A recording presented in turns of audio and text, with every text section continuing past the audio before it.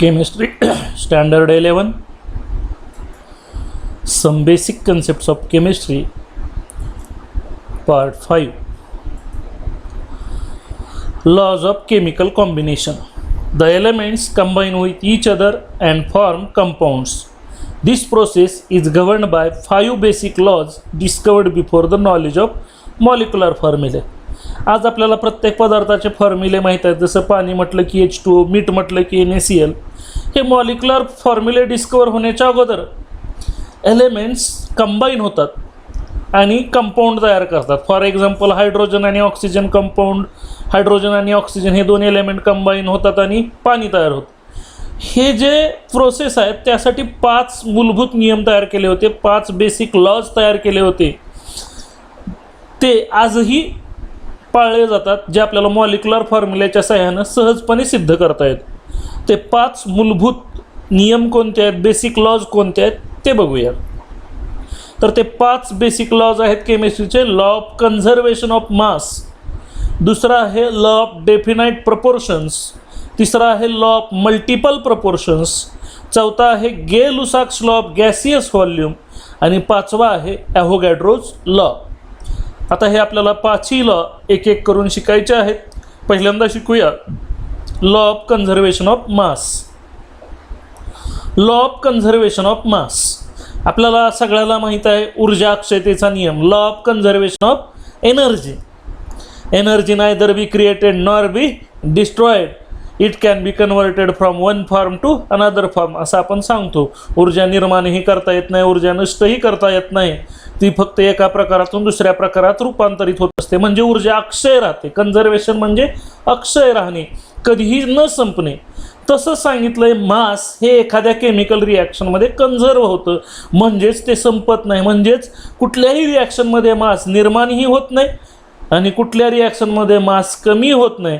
म्हणजेच आपण असं म्हणू शकतो, आपण ज्यांची रिॲक्शन करतोय ते रिॲक्टंट्स आणि जे तयार होतंय ते म्हणजे प्रॉडक्ट्स, ह्या दोघांचं मास हे नेहमी सारखं असतं. आणि हे अनेक एक्सपेरिमेंट केल्यानंतर शास्त्रज्ञाच्या लक्षात आलं होतं, परंतु पहिल्यांदा मांडलं ते लॅव्हेझियर नावाच्या सायंटिस्टनं, की नेहमी आपण एखादी रिॲक्शन करताना जर रिॲक्टंट्स घेतलेले आहेत त्यांचं मास आणि परत त्यांची रिॲक्शन झाल्यानंतर तयार झालेल्या प्रॉडक्टचं मास बघितलं तर ते इक्वल असतं. याचाच अर्थ त्या रिॲक्शनमध्ये मास क्रिएट पण झालं नाही म्हणजे वाढलं पण नाही आणि कमी पण झालं नाही म्हणजे डिस्ट्रॉय पण झालं नाही. आणि म्हणून लॅव्हेझियरनं नियम मांडला, mass neither be created nor be destroyed during chemical combination of matter. एखादं द्रव्य केमिकली कंबाईन होत असताना मास निर्माणही होत नाही आणि नष्टही होत नाही, ते जेवढ्याच्या तेवढं राहतं. Lavoisier carefully performed many combustion experiments, namely burning of phosphorus and mercury, both in presence of air. Both resulted in increase in weight. Lavoisier नावाच्या सायंटिस्टनं अनेक कंबशन रिॲक्शन केल्या, अनेक पदार्थ जाळण्याच्या रिॲक्शन केल्या. कंबशन म्हणजे ज्वलन. त्याचे प्रयोग करत असताना त्यानं काय काय जाळून बघितलं. फॉस्फरस जाळून बघितला, मर्क्युरी जाळून बघितला, both in presence of air. एअरमध्ये त्यानं ह्या दोघांना जाळलं. त्यावेळेस त्याला मास इन्क्रीज झालेलं दिसलं. After several experiments he found that weight gained by the phosphorus was exactly the same the weight lost by air. मग जे वेट वाढायचं ते वेट कशामुळं वाढायचं, तर तिथली हवाचं वजन कमी व्हायचं.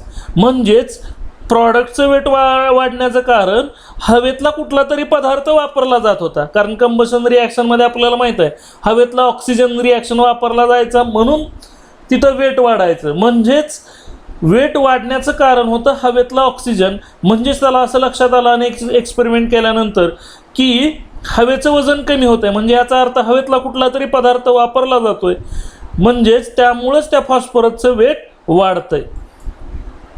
The law of conservation of mass states that mass can neither be created nor destroyed. म्हणजेच वस्तुमान निर्माणही करता येत नाही आणि नष्टही होत नाही, कधी एखादी रिॲक्शन चालू असताना. He observe that total mass of reactants, ज्यांची आपण रिॲक्शन करतोय त्यांचं टोटल मास आणि जे काही तयार होतं आहे म्हणजे प्रॉडक्ट्स त्यांचं टोटल मास हे नेहमी इक्वल असतं. ह्याचं उदाहरण दिलं आहे, when hydrogen gas Burns and combines with oxygen two yield water. Hydrogen gas आणि ऑक्सिजन गॅस कंबाईन होतात त्यावेळेस तयार होतं पाणी.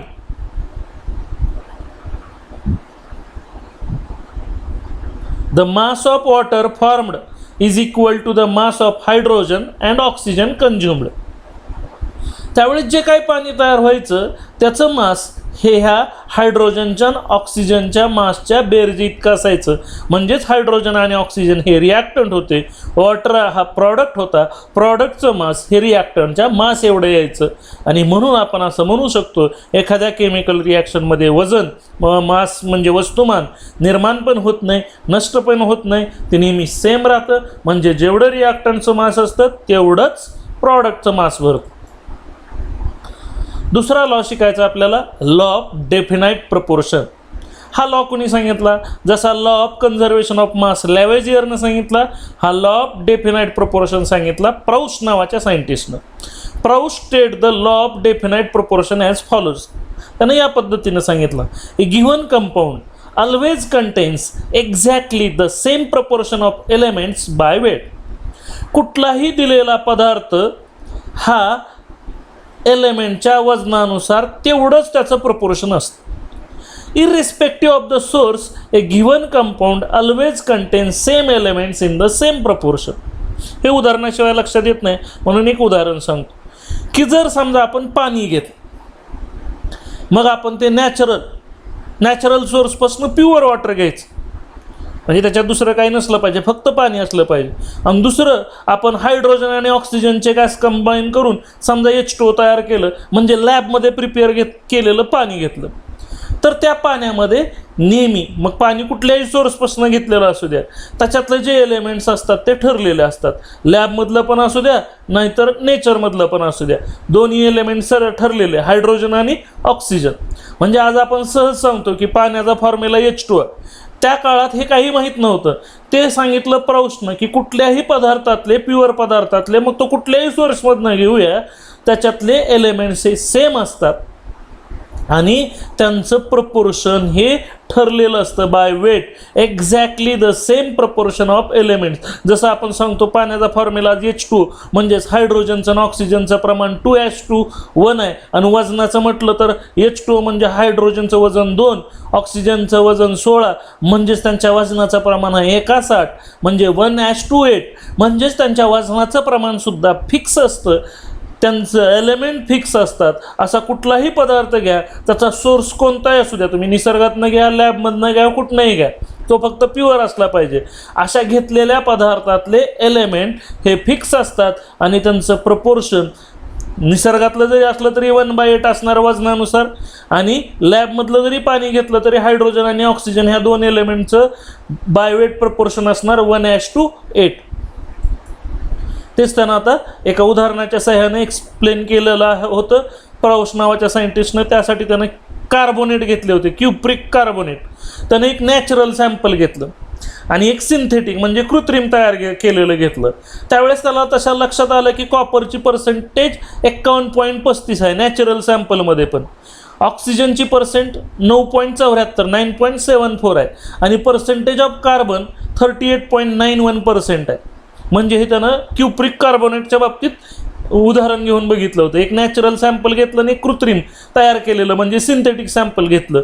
त्यावेळेस त्याला पर्सेंटेज ऑफ कॉपर दोन्ही सॅम्पलमध्ये सेम आढळली, percentage of oxygen by weight दोन्हीकडे सेम आढळली 9.74, आणि पर्सेंटेज ऑफ कार्बनसुद्धा त्याला दोन्ही ह्याच्यामध्ये सेम आढळली 38.91%. म्हणजेच आपण असं म्हणू शकतो की कुठलाही कंपाऊंड घ्या, इररेस्पेक्टिव्ह ऑफ इट्स सोर्स, त्याचा सोर्स कोणताही असू द्या, they contain same elements in a definite proportion by its mass. त्यांचं प्रपोर्शन वजनानुसार फिक्स ठरलेलं असतं. त्याच लॉला लॉ ऑफ डेफिनाईट कंपोजिशन असं पण म्हणतात. This law is referred as law of definite composition. त्याच लॉला लॉ ऑफ डेफिनाईट प्रपोर्शनलाच म्हणतात लॉ ऑफ डेफिनाईट कंपोजिशन. तिसरा लॉ ऑफ मल्टिपल प्रपोर्शन्स, पण तो आपण पुढच्या तासाला बघूया.